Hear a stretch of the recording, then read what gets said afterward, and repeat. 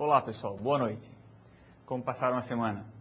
Vieram de uma prova, né? Estamos na nossa quarta aula da disciplina de Engenharia de Software. Isso quer dizer que na semana passada vocês tiveram uma folguinha dos professores, mas em compensação tiveram uma avaliação para ser feita.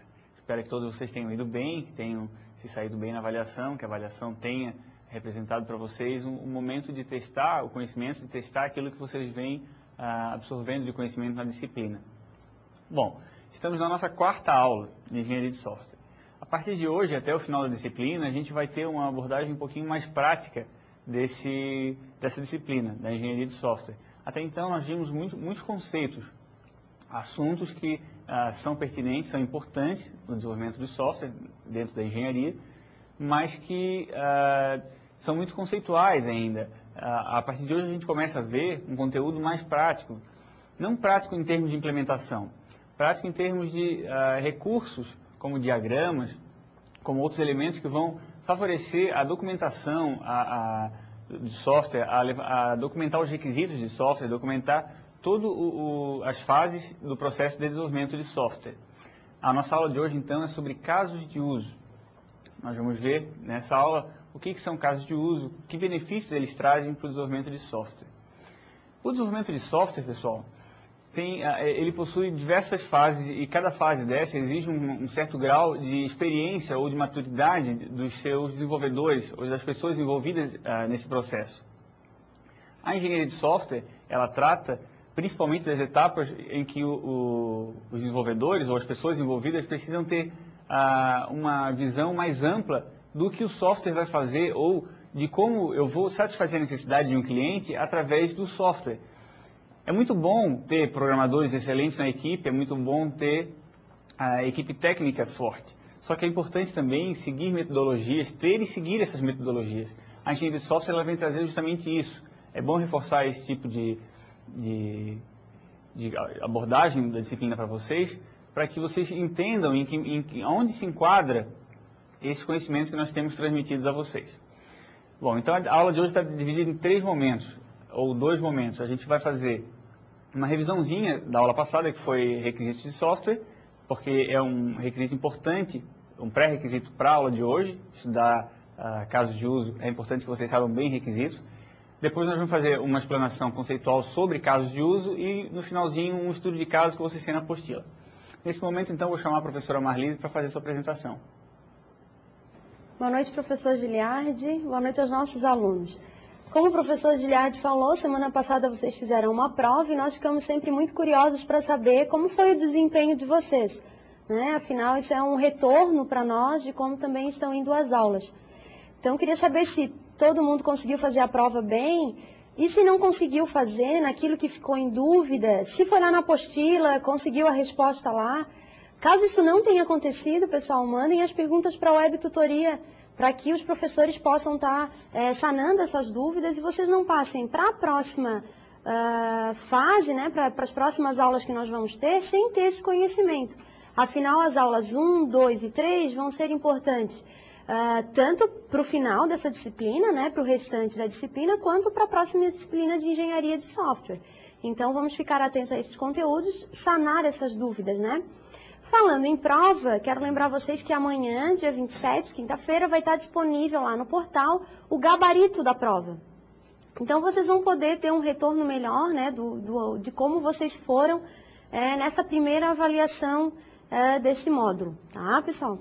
Agora, retomando a aula 3, né, a nossa aula da semana passada, nós falamos sobre engenharia de requisitos, né, e vimos que é uma área muito importante dentro do desenvolvimento de projetos, que ela faz parte dentro do processo unificado da fase de concepção, né, e que tudo que a gente coloca ali, normalmente ele define o que vai ser feito ou o que vai ser realizado dentro deste projeto, né. Nós vimos também que nós temos lá requisitos, né, eles são divididos em 2 tipos, requisitos que são não funcionais, mais voltados às características do sistema de funcionamento, e os requisitos funcionais que têm a ver com as funcionalidades, ou seja, o que o usuário quer para o funcionamento, né, do sistema, o que ele quer que tenha lá naquele sistema. Então, é importante que vocês tenham esses conceitos bem claros para vocês e consigam já hoje identificar requisitos. Né? Na aula a gente fez também um estudo de caso, onde a gente tinha que tirar alguns requisitos daquele estudo de caso. Então é muito importante que vocês já tenham essa capacidade de pegar um case, né? Pegar um assunto, uma empresa, tal empresa quer desenvolver o sistema, tem lá um case, vocês vão ler aquele caso e vão conseguir dizer o que é requisito funcional e o que não é requisito não funcional, né? Para que a gente possa ter um bom desenvolvimento para a aula 4.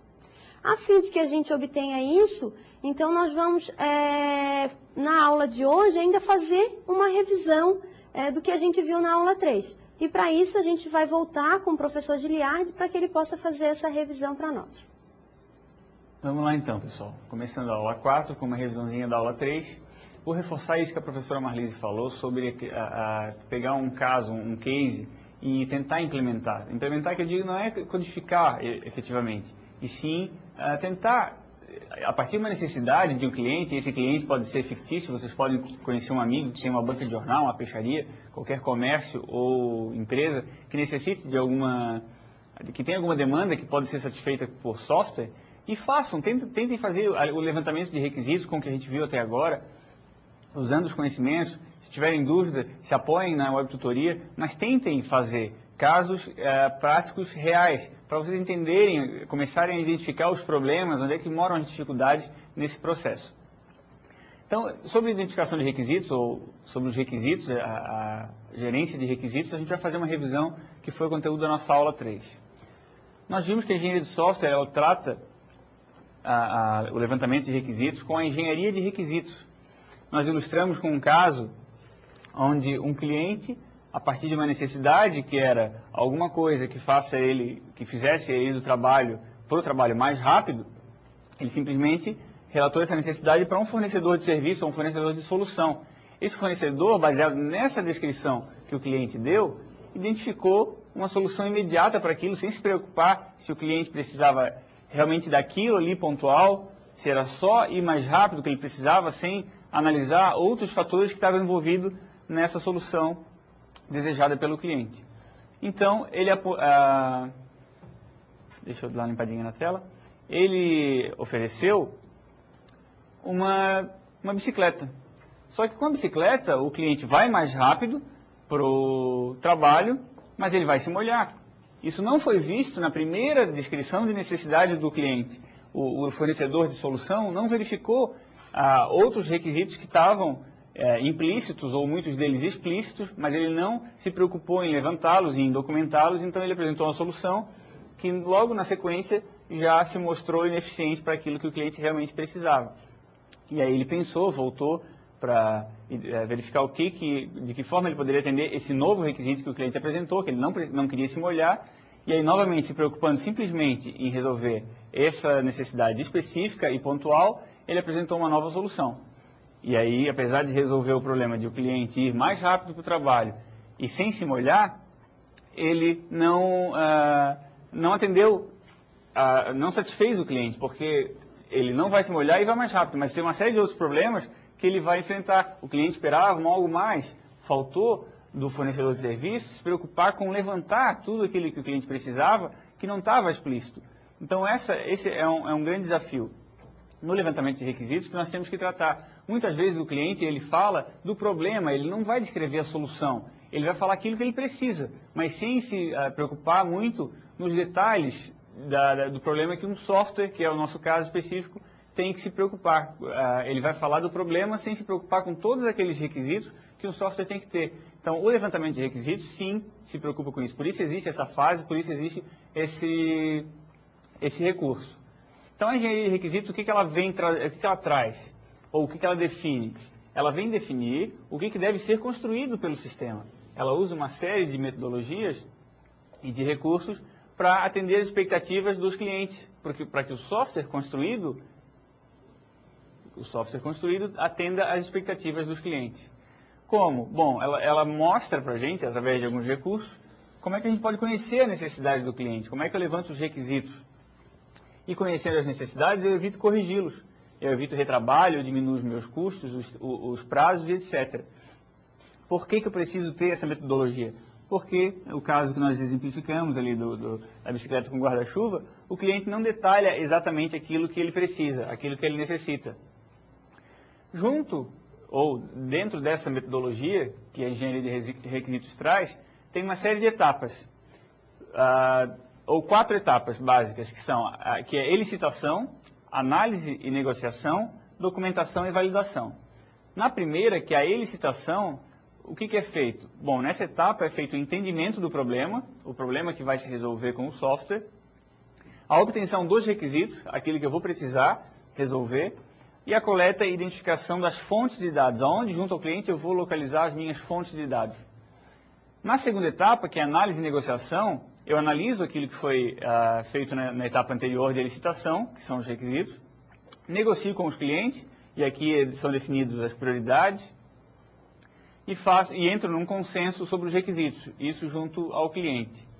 Esses requisitos, então, são documentados, na etapa de documentação, é feito um detalhamento com linguagem natural, e utiliza-se um glossário de termos.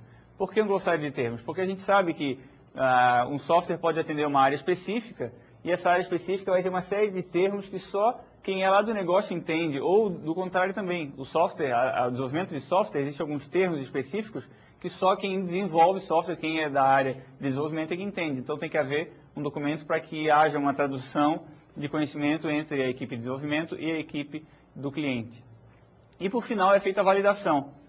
A validação desses requisitos com uma checagem cuidadosa de tudo que foi levantado, para que ao chegar ao final dessas 4 etapas eu não tenha que retornar à elicitação, e aí verifica-se o documento de requisitos, antes de liberar para a próxima etapa, justamente para garantir que os requisitos foram bem levantados. Bom, a primeira etapa, que é a licitação, ela está dividida em algumas categorias. Existe a categoria de observação. As técnicas de licitação da categoria de observação são aquelas onde se faz anotações sobre o comportamento do usuário. Eu vou junto ao usuário, anoto como ele trabalha, o dia a dia dele, como é que funciona, e isso vai servir para que eu possa entender e identificar, levantar os requisitos de melhor forma.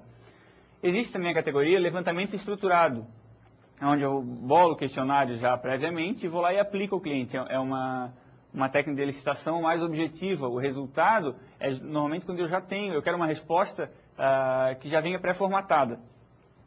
E o levantamento não estruturado, aqui as caixinhas ficaram apontando errado.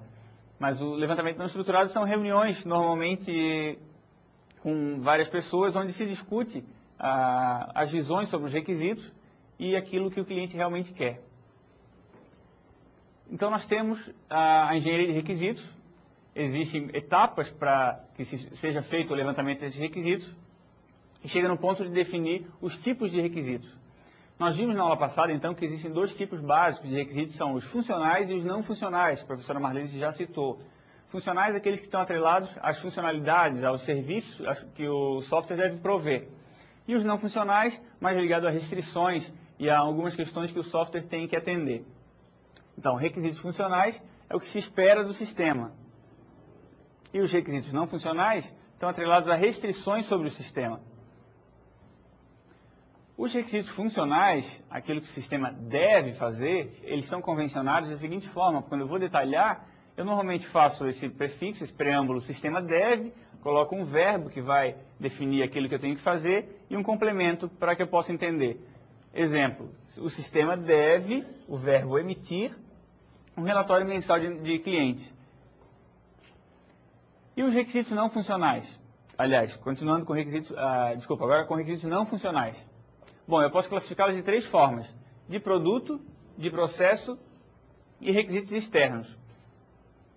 Os requisitos de produto, eles estão atrelados à eficiência do produto. Eu digo que o produto tem que ter um tempo de resposta de tantos milissegundos ou de tantos segundos e assim por diante. Ou confiabilidade, ele tem que estar disponível para mim por um tempo pré-definido, pré-acertado com o cliente. Eu posso também definir aqui o layout da interface. Como é que vai ser o layout da interface, como é que vai ser a disposição dos componentes dessa interface para os meus usuários. Os requisitos de processo, eles definem requisitos de entrega e de implementações, também requisitos de padrões, isso atrelado ao processo que se escolhe para o desenvolvimento do software. E requisitos externos normalmente estão atrelados a ou legislação, ou orçamento, ou ainda interoperabilidade de sistemas. Quando eu tenho algum sistema externo que eu preciso que aquele sistema se comunique com ele, isso é um requisito não funcional. Ou então eu tenho uma legislação que me define uma determinada regra de negócio. Eu tenho que atender aquela legislação. Não adianta que o software faça diferente, porque eu vou estar não conforme com a lei. Então esse é um requisito não funcional que está atrelado ao sistema. Bom, então temos requisitos funcionais e não funcionais. Eu tenho que, de alguma forma, gerenciá-los. Eu faço isso através do gerenciamento de requisitos. Tenho requisitos levantados e preciso gerenciá-los. Como que eu faço isso? Com a matriz de rastreabilidade. A matriz de rastreabilidade, ela vai fazer a ligação entre os vários requisitos que eu defino e levanto detalhe. Por quê? Um requisito pode estar atrelado a outro, sendo dependente dele. E essa rastreabilidade vai fazer com que eu, antes de, ou na hora de passar para a etapa seguinte, eu possa rastrear esses requisitos e verificar se existe alguma inconsistência. Se um requisito é dependente de outro, eu tenho que verificar se todos aqueles pré-requisitos de requisitos funcionais ou não funcionais estão sendo atendidos para que não haja nenhuma inconsistência. Então, uma revisão geral da aula 3. O levantamento de requisitos ele é o primeiro passo na análise de um software. Ele é importante porque é nessa fase que eu vou definir aquilo que o cliente quer que eu resolva. Nós vimos, então, que existem técnicas e metodologias para identificar esses requisitos e para detalhar, para classificar, para organizar, para gerenciar esses requisitos. Além disso, os ciclos de vida interativos, eles exigem, ou eles podem exigir, a revisão de requisitos. Então, se eu preciso ter uma revisão de requisitos de forma interativa, um processo que vai e volta ao processo de levantamento ou detalhamento de requisitos, eu preciso ter uma forma de gerenciar isso para que não haja uma desorganização, para que o meu desenvolvimento de software siga o processo da maneira adequada. Essa, então, é a revisãozinha da aula 3. A gente precisa entender requisito, isso tudo também já caiu na prova, vocês devem ter visto. Espero, novamente, repito, que tenham ido bem. E, em cima disso, talvez algum questionamento, algum comentário que a professora Marlise tenha para explicar para a gente. Então, pessoal, eu venho agora, nesse momento, trazer para vocês uma fonte nova na área de engenharia de software que foi lançada.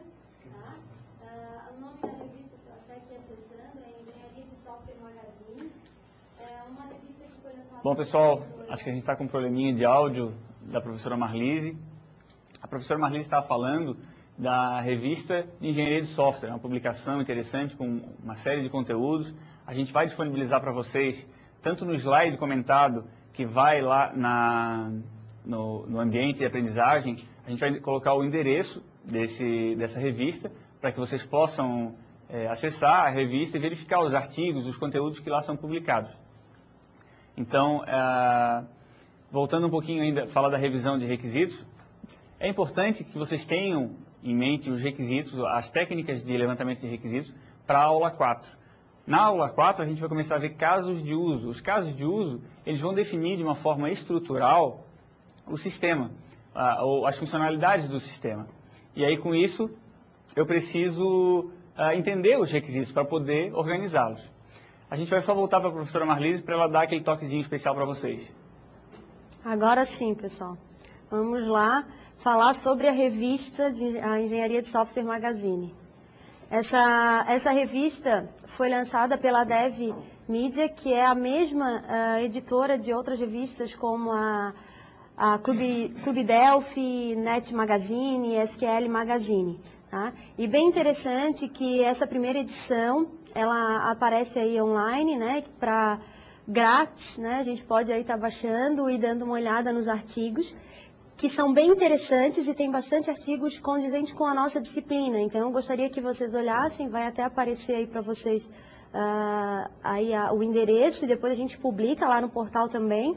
Mas tem alguns, aqui estou olhando aqui na própria revista, como Fundamentos da Engenharia de Software, o Processo Unificado Integrado ao Desenvolvimento para a Web, né, que é uma coisa bastante falada agora e bastante utilizada, sobre arquitetura de software, introdução à engenharia de requisitos, que foi a nossa aula passada, e introdução a testes de software, que também na aula passada eu falei bastante sobre isso, né? E uma coisa interessante, que um artigo interessante foi de introdução à engenharia de requisitos, e nesse artigo eles falavam bastante sobre a gente colocar certo, né, os requisitos. Por quê? Porque se a gente, os maiores problemas evidenciados, os maiores erros, eles são colocados no momento da definição dos requisitos.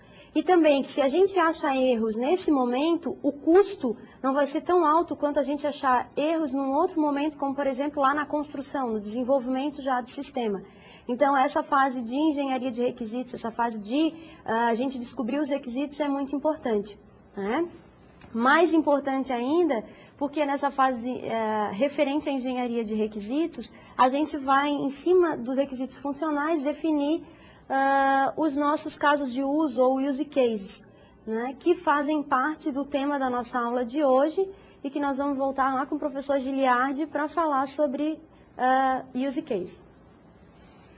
Viu, pessoal? O que a gente está falando aqui não é besteira. Existe uma revista, Engenharia de Software, com uma série de artigos, e não só essa, uma série de outros materiais, se vocês procurarem na internet, vão verificar, e em publicações impressas também, uma série de artigos que tratam disso que a gente vem vendo, que a gente vem conversando com vocês e que vocês vêm estudando na apostila e em outros materiais complementares que o curso disponibiliza para vocês.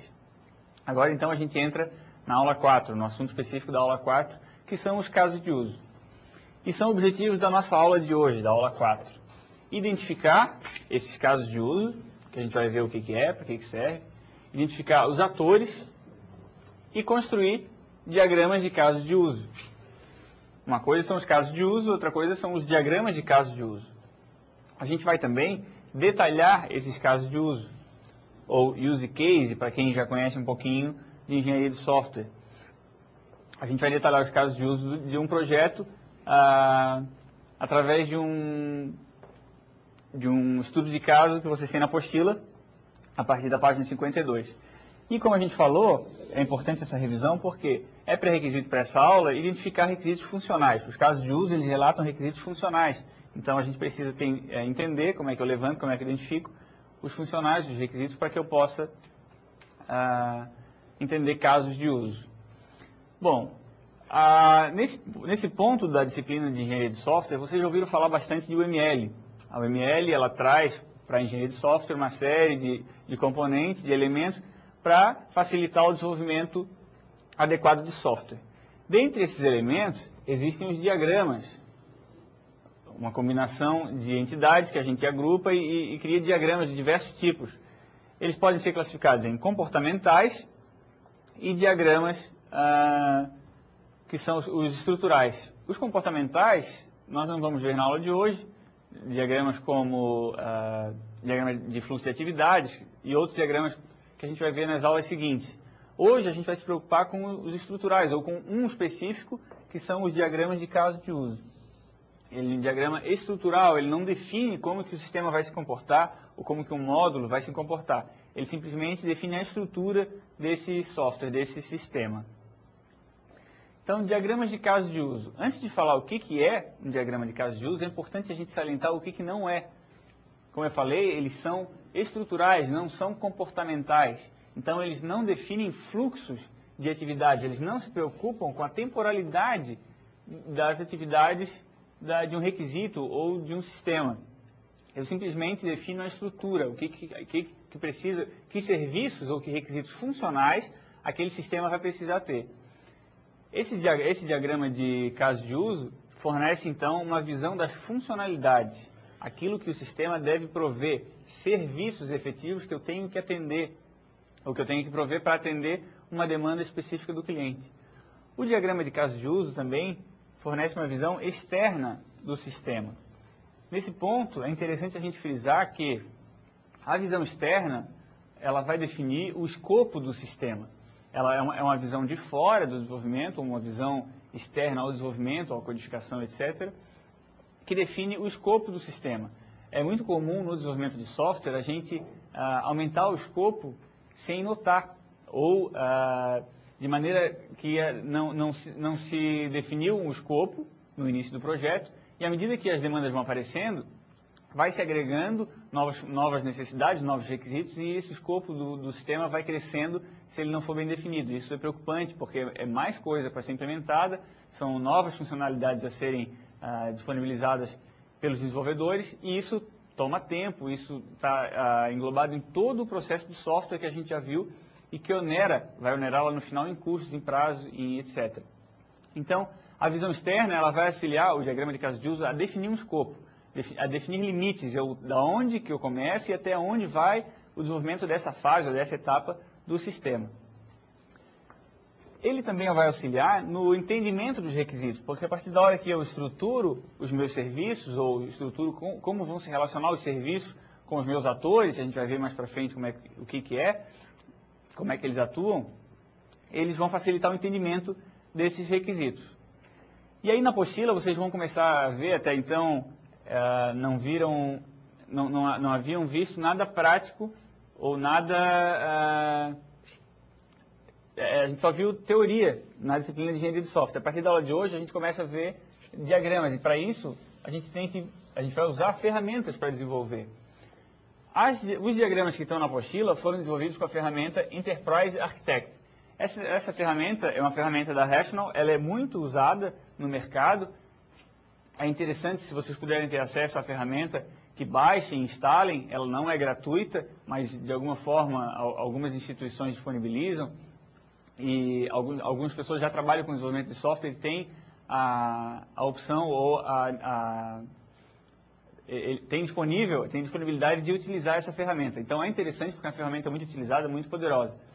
Em contrapartida, ela não é gratuita, então o acesso pode ser um pouco mais difícil. Mas existem outras ferramentas free, ferramentas gratuitas, que estão disponíveis para vocês baixarem. Da mesma forma, muitas funcionalidades elas possuem, então não é porque só o Enterprise Architect é mais utilizado ou é mais conhecido, que as outras também não façam muitas das coisas que ele faz. Existem algumas ferramentas free, como a Ajude. Vocês têm esses endereços, todos eles no material disponibilizado, não vou ficar repetindo para vocês, mas vou salientar, especificar a Argo UML. Essa ferramenta, eu dei uma olhada em todas e me chamou a atenção porque ela é uma ferramenta muito prática para utilizar. Vocês não vão precisar baixar nada para instalar na máquina. Ela é uma ferramenta desenvolvida em Java, e isso é interessante para que vocês vejam a potencialidade da linguagem que vocês vêm trabalhando no curso. Então ela é desenvolvida em Java e ela roda direto da internet. Basta que vocês tenham instalado, e a maioria dos computadores já tem instalada a JRE. Vocês lembram? A máquina virtual do Java tem que estar instalada na máquina de vocês. Então o endereço que vai estar no material disponibilizado, vocês podem acessar, lá tem um linkzinho para clicar e executar a ferramenta. Então, de qualquer computador que tenha o Java, vocês podem executá-la e verificar. Ela é bem completa, tem todos os diagramas que nós vamos ver na disciplina, podem ser implementados, podem ser praticados por quem utilizá-las. E isso a gente pede para o pessoal e reforça.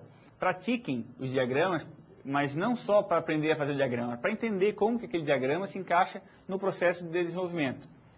Então, essas são as ferramentas que vocês podem utilizar para praticar. Agora a gente vai ver então os componentes dos diagramas de caso de uso, assunto da aula de hoje. Bom, basicamente nós temos o componente ator. Esse ator ele pode ser de diversos tipos.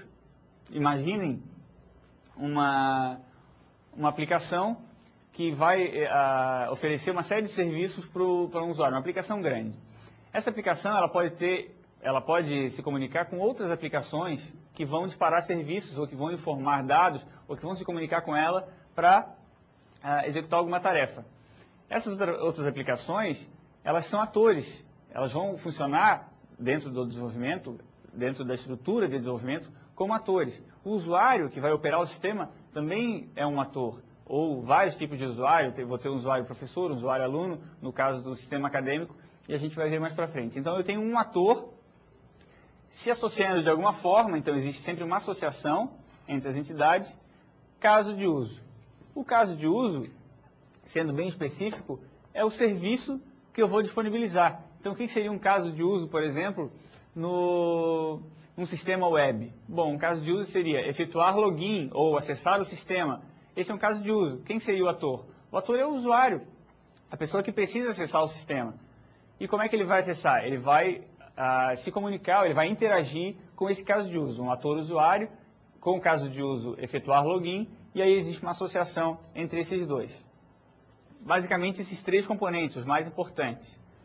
Os atores. Bom, os atores, então, eles são elementos externos. Vejam, aquilo que eu falei para vocês, um sistema, um usuário, ou vários tipos de usuários que precisam ser definidos. Eu não posso simplesmente definir um usuário, porque em alguns casos de uso eu tenho que definir qual tipo de usuário vai acessar cada funcionalidade.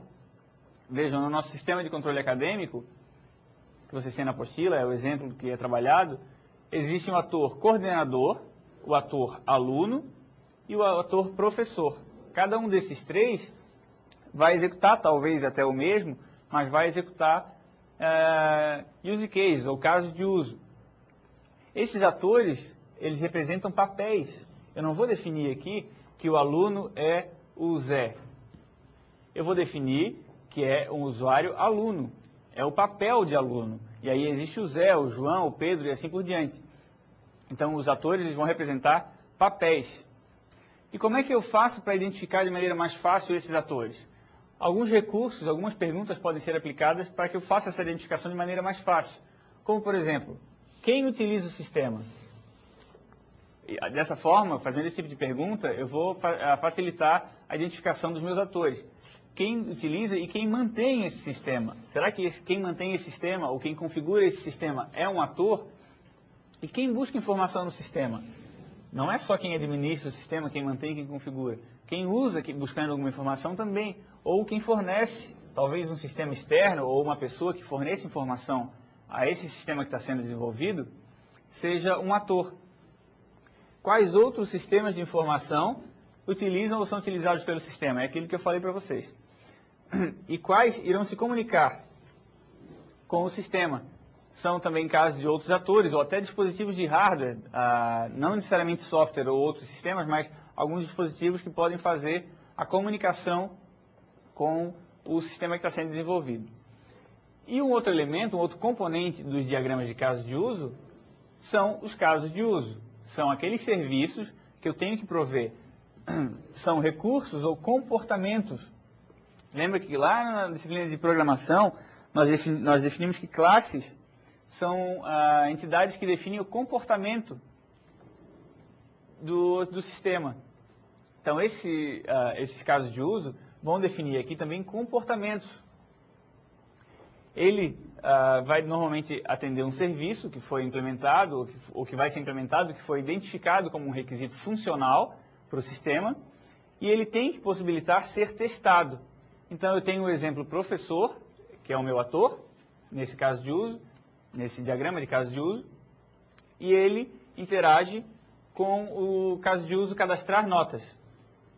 Então, o caso de uso, ou a funcionalidade cadastrar notas, é aquilo que eu vou ter que prover, o sistema vai ter que prover, e quem vai utilizar é o ator professor. Ele tem que possibilitar ser testado ao final do seu desenvolvimento, para que eu possa fazer a validação desse requisito, ou desse caso de uso. Percebam que ele não possui detalhes de implementação, pessoal. Aqui eu não me preocupo ainda em fazer ou em definir detalhes de programação. Eu simplesmente defino a funcionalidade, o serviço que vai ter que ser atendido. E aí a gente tem alguns recursos. Quando a gente fala em desenvolvimento de sistemas, a palavra é sempre otimizar. E para eu otimizar, eu posso reutilizar muitas coisas. Percebam que no caso de uso, cadastrar alunos e cadastrar professores, em ambos use cases, ou em ambos casos de uso, eu preciso validar o CPF desse aluno ou desse professor. São pessoas de uma abstração mais alta. Então, eu posso definir, eu posso generalizar ou decompor essa funcionalidade em use case específico chamado validar CPF. E aí eu incluo, existe um recurso de inclusão, que é definido pela palavrinha reservada include, para que eu possa utilizar esse use case, que é específico, sempre que eu precisar validar um CPF. Quando eu faço inclusão, eu incorporo o comportamento. Então, esse diagrama, esse use case cadastrar alunos, ele vai incorporar o comportamento desse use case, que é o validar CPF. E ele vai sempre ser executado a partir da hora que eu incluo esse use case no cadastrar, incluir validar CPF no cadastrar aluno. Sempre vai ser executado o validar CPF. Com isso, eu decomponho alguns use cases e faço subcasos para reutilizá-los. Além da inclusão, eu posso fazer a extensão. A extensão é um conceito parecido com a herança, onde eu tenho um ator utilizando um use case, mas esse use case se utiliza de um outro use case. É muito parecido com a inclusão, só que nesse caso eu não necessariamente executo o use case que é estendido. Eu defino um critério, uma situação, para saber se aquele use case que foi estendido vai ser executado ou não. Ele complementa só o comportamento do primeiro use case. Eu não executo ele obrigatoriamente. No caso, nesse exemplo, efetuar matrícula, para efetuar matrícula, normalmente, ou pode acontecer, de se examinar a disciplina do TCC. Para examinar a disciplina do TCC, eu vou precisar, ou melhor, o critério é examinar a disciplina do TCC. Eu vou ter que inserir alguns dados. Um aluno formando vai precisar inserir dados do TCC. Mas não todo aluno precisa inserir dados de TCC, ou trabalho de conclusão de curso. Só em alguns casos. Então, eu vou examinar a disciplina para verificar, ou a matrícula daquele aluno, para verificar se ele precisa incluir dados do TCC. E aí, se eu identificar a necessidade, eu estendo esse use case e executo, complementando o comportamento. Outro recurso é a generalização. Com a generalização, eu faço o quê? Eu herdo também características, mas normalmente atreladas a atores. Se eu tenho um ator usuário, eu posso generalizar esse usuário, ou melhor, ao contrário, se eu tenho um usuário administrador, eu generalizo esse usuário administrador, criando uma classe simplesmente de usuários, que podem ser de diversos tipos. Exemplo, um administrador, mas pode ser um usuário professor e assim por diante. Nesse caso, o original, o cara que vai ser generalizado, ele deve ser totalmente reutilizado. Então, é muito também parecido com a herança. Ele vai ser totalmente reutilizado pelos herdeiros. Então, eu tenho a inclusão, que pode ser utilizada, a extensão e a generalização. São três recursos que são utilizados em diagramas de caso de uso para reutilizar, para facilitar o desenvolvimento, para que não tenha que repetir muitas funcionalidades que são pertencentes a vários casos de uso. Nesse ponto, agora eu vou passar novamente a palavra para a professora Marlise para fazer um comentário, um complemento para vocês. Então, pessoal, aí pela explanação inicial sobre use case, o caso de uso do professor Giliardi, deu para perceber que tudo vai ficar com base nos requisitos, por isso a gente insiste tanto em falar. Até porque os requisitos, né, como fonte de pesquisa, a gente tem que eles são fatores de sucesso ou insucesso dentro de um projeto. Né? O próprio envolvimento do usuário, se não for bom, a gente não consegue os requisitos necessários, aqueles requisitos que a gente precisa. Se o usuário não estiver envolvido, ele não vai passar as informações que nós necessitamos. Né? Então, todo use case é baseado em requisito funcional. E aí a gente não tem condições de fazê-los ou de fazer de maneira acertada se não for bem feito todo o processo de engenharia de requisitos. Tá?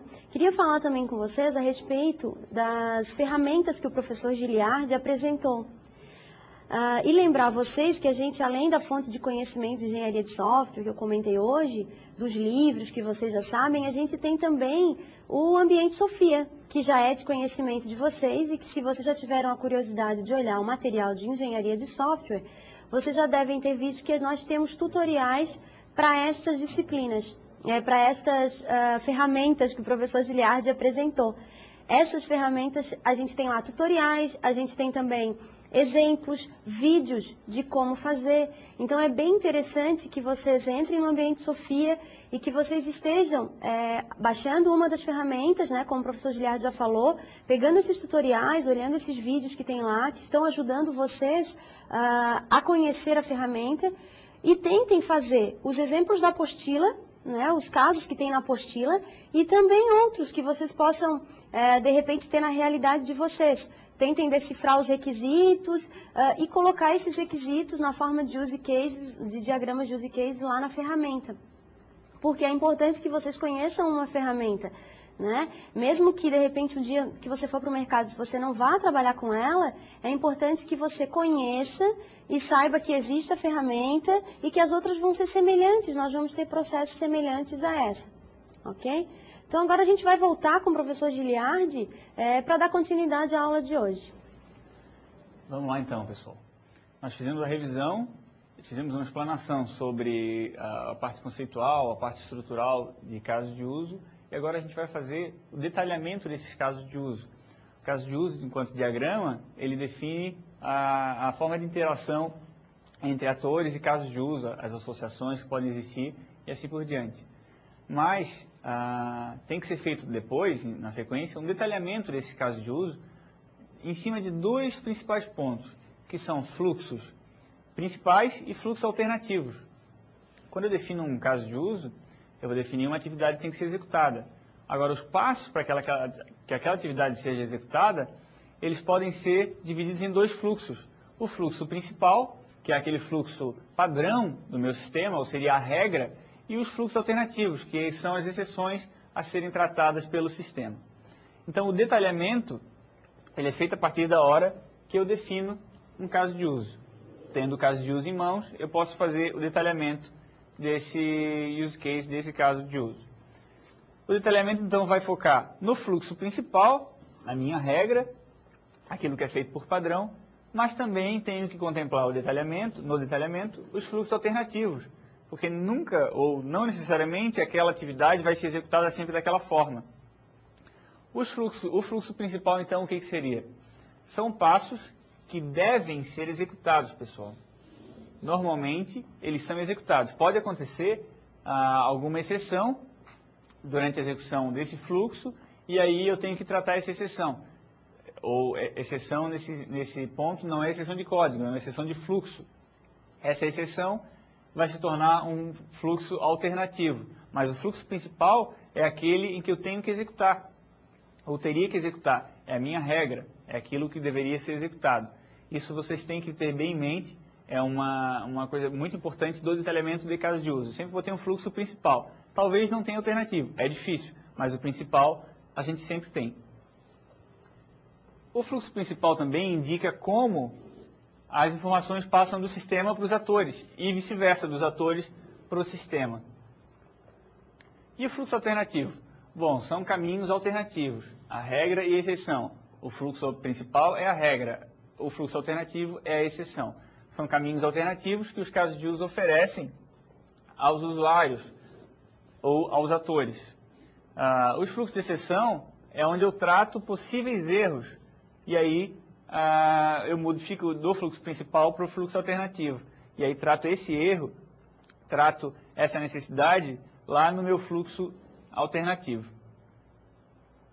Interessante a gente verificar também outros fluxos, outros elementos que fazem parte dos diagramas ou do detalhamento de casos de uso. Os atores, a gente já viu, né? Que são quem interagem com os casos de uso, aqueles que dão normalmente o start ou que recebem alguma informação, mas eu tenho também pré-condições. O que são pré-condições? Bom, se eu tenho um sistema que vai fazer o cadastro ou a matrícula de alunos, para fazer a matrícula de um aluno, eu preciso que aquele aluno esteja pré-cadastrado no sistema. Isso é uma pré-condição, é uma necessidade que o sistema tem que já possuir, ou uma necessidade que ele já tem que atender, para que eu possa fazer a matrícula. Não adianta eu executar um caso de uso de matrícula de aluno se eu não tiver um aluno cadastrado. Então, eu defino no detalhamento que eu preciso ter um aluno matriculado. Essa é uma pré-condição. E também, do contrário, pós-condições. Eu posso definir pós-condições no detalhamento, onde eu diga que, após um caso de uso de matricular aluno, eu tenho efetivamente um aluno matriculado no sistema. Essa é uma pós-condição. Um registro inserido no banco de dados, alguma forma de garantir que aquela tarefa, aquela atividade foi executada. Essas, então, são as minhas pós-condições. Condições que eu defino que elas têm que estar, que elas têm que ser existentes após a execução de um caso de uso. E questões em aberto também eu posso detalhar nos casos de uso e definir. É um espaço onde os analistas colocam dúvidas que ainda não tenham sido resolvidas com os clientes. Só é importante a gente salientar nesse ponto que essas dúvidas devem ser resolvidas antes, ainda na fase de análise desses requisitos, para que eu não passe a ter dúvidas mais adiante e isso venha a trazer problemas para o desenvolvimento do software. A gente vai ver agora, então, um estudo de caso. Na aula passada, a gente viu um estudo de caso do sistema de controle acadêmico. Lá nós definimos alguns requisitos que o sistema tinha que ter. Identificamos requisitos funcionais, requisitos não funcionais. Em cima desses requisitos, a gente vai agora detalhar os casos de uso, ou alguns casos de uso daquele exemplo da aula passada. Então, se vocês depois quiserem revisar essa aula, antes de revisar o estudo de caso dessa aula, deem uma olhadinha no estudo de caso da aula passada, para que vocês entendam o processo de identificação dos requisitos e, na sequência, o detalhamento de alguns desses requisitos em casos de uso. Nós temos, então, no primeiro especificação do caso de uso, do diagrama de caso de uso, o ator secretária. Aí na apostila, na página 52, vocês têm que a secretária executa diversos casos de uso, como, por exemplo, cadastrar disciplinas. Então, cadastrar disciplinas é uma funcionalidade que o sistema vai ter que prover, uma necessidade que ele deve atender, sem se preocupar como, eu simplesmente digo que ele tem que atender, e quem vai fazer ou quem aciona essa necessidade ou esse caso de uso, esse serviço que o sistema oferece? É o ator secretária. Eu estou definindo que é a secretária que vai fazer. Bom, mas ela faz só isso? Não. Ela faz também o cadastro dos alunos. Eu tenho que definir um caso de uso, cadastrar alunos, e aí eu defino quem vai fazer. Novamente aparece aqui a secretária para fazer o cadastro de alunos. Um ator interagindo com o caso de uso. Aqui eu não me preocupo em detalhar esse caso de uso e colocar, por exemplo, aquelas pré-condições que a gente falou, que seriam ter um aluno já cadastrado, ou nesse caso, cadastrar aluno não teria uma pré-condição muito explícita. Cadastrar professores também não é bem o exemplo correto para uma pré-condição, mas novamente eu tenho aqui uma secretária, que é um ator, e um caso de uso que ela vai executar para executar um serviço, uma funcionalidade, um requisito não funcional que o sistema oferece. E por último, na apostila, vocês têm vincular professores e disciplinas. Aqui sim caberia uma pré-condição, também é a secretária que faz, o ator secretária. Lembra, a secretária é um papel, não é um usuário específico. O ator secretária, posso definir vários usuários como secretária. E aí uma pré-condição seria ter professores cadastrados e ter disciplinas cadastradas, para que eu possa executar esse caso de uso. E uma pós-condição seria ter o vínculo executado. Esse seria um exemplo que no detalhamento a gente pode utilizar. Bom, agora eu tenho outro ator. O sistema diz que eu tenho um caso de uso chamado cadastrar cursos. É um serviço que o sistema oferece. Quem vai executar? Um ator. Qual ator? O coordenador. Então eu defino o diagrama especificando o caso de uso, cadastrar cursos, faço a interação com o ator correspondente. Nesse caso, quem cadastra cursos, eu estou dizendo que é o coordenador. E o ator seguinte, o aluno. Quais são os casos de uso que esse ator, aluno, pode executar? Vejam que nesse ponto a gente define quem está executando cada tarefa. É a estrutura do sistema. Eu tenho que implementar esses requisitos de forma que só esses atores que estão definidos no caso de uso é que vão poder realizá-las. Então, se o aluno não vai, por exemplo, poder cadastrar aluno ou cadastrar professor, mas ele pode efetuar matrícula. O caso de uso efetuar matrícula, quem pode executar é o aluno, assim como consultar notas. É um serviço do sistema, quem vai executar é o ator aluno. E por último, o ator professor. O que o professor faz? O professor só cadastra nota. Coitado do professor. Até parece que ele faz só isso, né? Cadastrar notas. Então é um caso de uso que ele vai ter que executar. Quem executa isso é o professor. Nunca poderia ser o aluno a cadastrar notas. O sistema está definindo que é o aluno, o professor que vai executar. Agora a gente faz o detalhamento. E nesse caso, a gente vai pegar só um caso de uso da apostila para detalhar, porque não caberia no período da aula que nós temos disponível. Nós vamos detalhar, então, o caso de uso efetuar matrícula. Está lá na apostila, na página 54, para quem quiser acompanhar. Bom, então eu defino quem é o ator que executa esse caso de uso.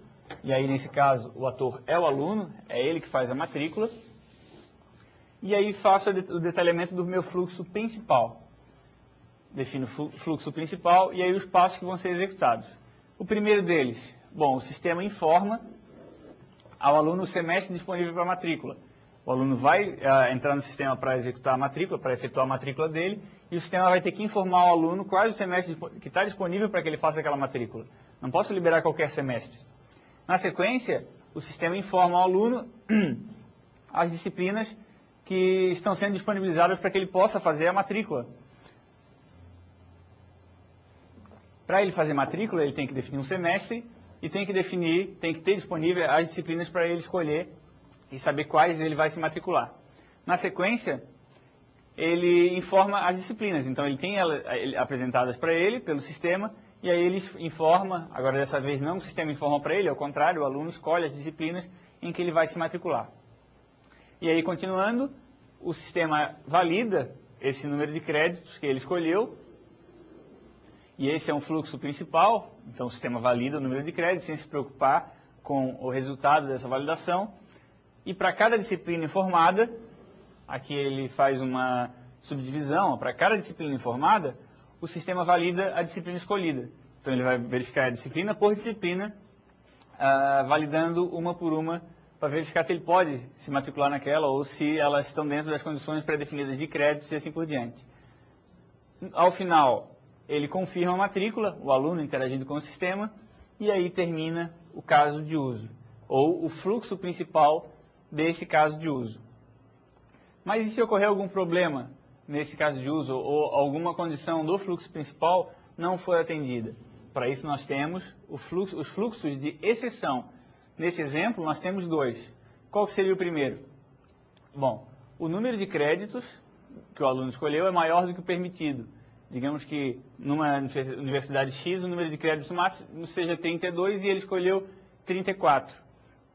No fluxo principal, a gente simplesmente valida esse número de créditos, mas não especifica o que vai fazer se ele não for validado. Nesse caso, é um fluxo de exceção, não foi validado. Então, o fluxo de exceção diz que o sistema verifica o número de créditos que é maior, né, que o permitido no semestre. Isso é uma regra de negócio que foi pré-definida. E ele exibe uma mensagem para o aluno para que ele possa saber o que está acontecendo, por que a matrícula dele não foi efetivada. Ele vai receber mensagem dizendo que o número de créditos supera o permitido para o curso. Esse é o primeiro fluxo de exceção. E o segundo fluxo de exceção que é definido é que os pré-requisitos não foram concluídos. Ele escolheu disciplinas que não têm, que têm restrições em relação a pré-requisitos, ele não pode cursar aquela disciplina antes de terminar outras, e o sistema identificou essa restrição. Então, ele verificou que existe esse problema e exibe uma mensagem também para o aluno. É um fluxo de exceção. Lá no fluxo principal não contempla esse caso. Qual é a mensagem que ele exibe? Bom, os pré-requisitos da disciplina, e aí diz o nome da disciplina, isso aqui seria uma variável, não foram concluídos.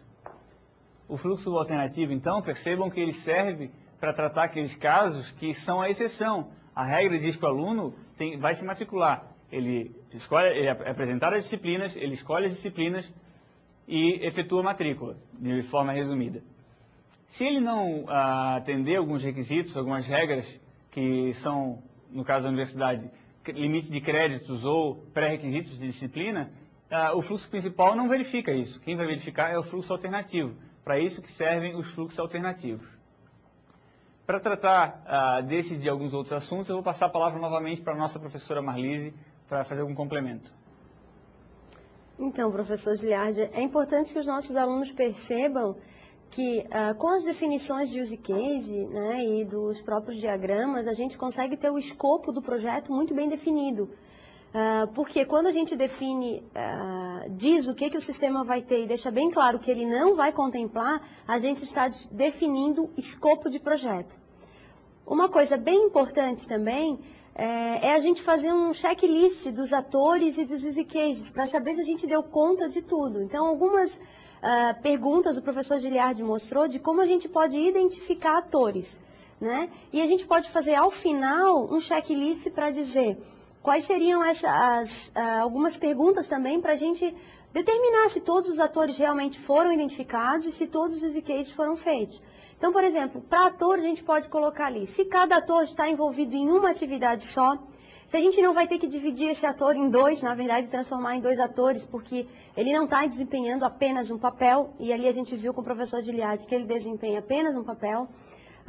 Se os atores têm nomes intuitivos e descritivos, porque às vezes as pessoas colocam nomes que não estão relacionados a esses atores.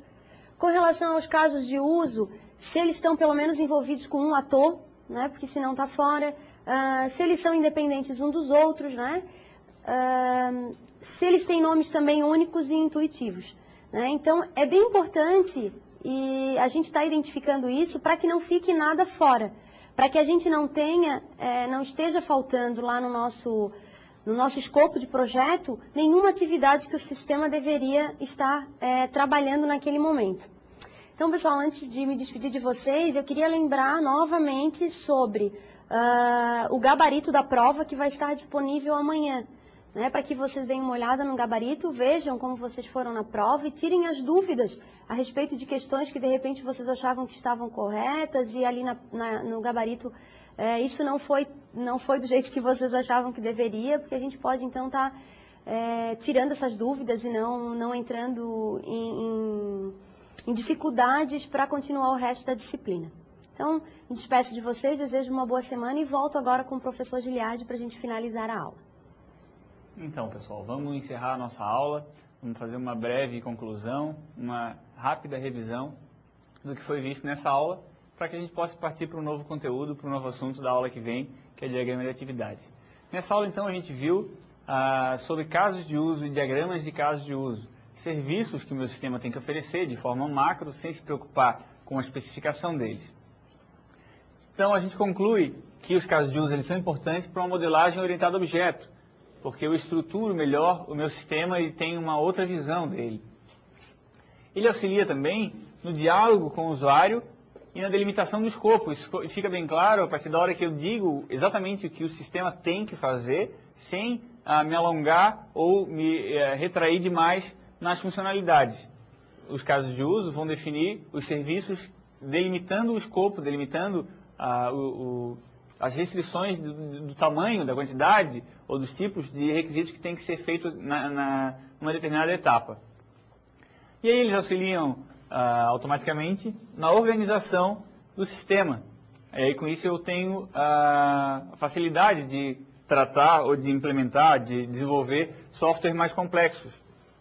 E o que fica bem claro, pessoal, é que praticar é fundamental. É muito importante que vocês pratiquem. Na próxima aula, a gente vai ver diagramas de atividades. Então, é importante que vocês tenham bem já sedimentado os conceitos anteriores, diagramas de casos de uso, que vocês já saibam para que serve e que saibam fazer. Então, pratiquem. A dica é pratiquem. Façam aquilo que eu falei. Vão numa banca, numa peixaria de um amigo de vocês e verifiquem uma necessidade. Se ele tem lá um caixa, se ele tem um estoque que ele quer controlar, tente identificar os requisitos e desenvolver os casos de uso para essas necessidades. Nós vamos ficando por aqui e até a semana que vem. Um abraço.